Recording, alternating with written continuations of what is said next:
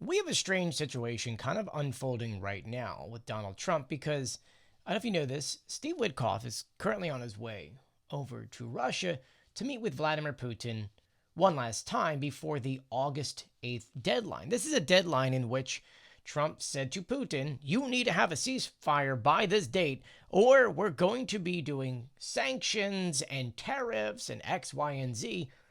And every single indication before Witkoff even gets there is Putin is not going for this.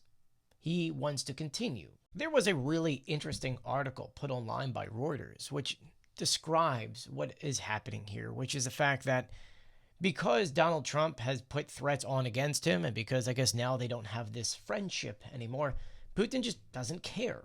But the main takeaway here out of this article is they had spoken to Kremlin insiders, and they said that it's very doubtful Putin would actually stop what he's doing because he doesn't see these sanctions and or tariffs that they would hurt Russia in any significant way. On top of that, Putin does see that his top priority really isn't making money, but it isn't rather just continuing his objectives in Ukraine. So why is this? Why does Putin not feel this way? It's mostly because he has such a close relationship with China, Iran, North Korea, and India that he feels that they are not going to abandon him. And because of the very low price of Russian crude oil, Putin feels that that money coming from those countries is kind of guaranteed because they need that stuff, and if they're the cheapest one around, they're going to buy it.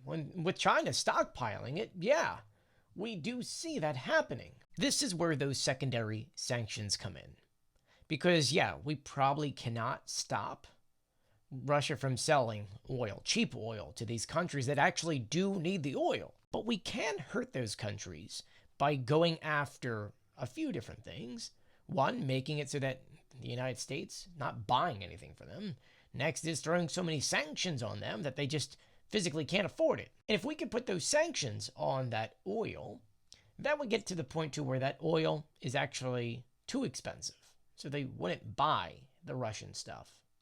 And this, once again, is the situation we find ourselves in, which means that Steve Witkoff going to Russia is most likely just symbolic so that Donald Trump can say, we tried. Now, this is where the scary part comes in because we also don't want Donald Trump to say, hey, look, we tried, we're done, see you later.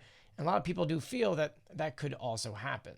But let me know what you think about this in the comment section below. I'll be sure to keep you updated, so please do share my videos and follow me for more.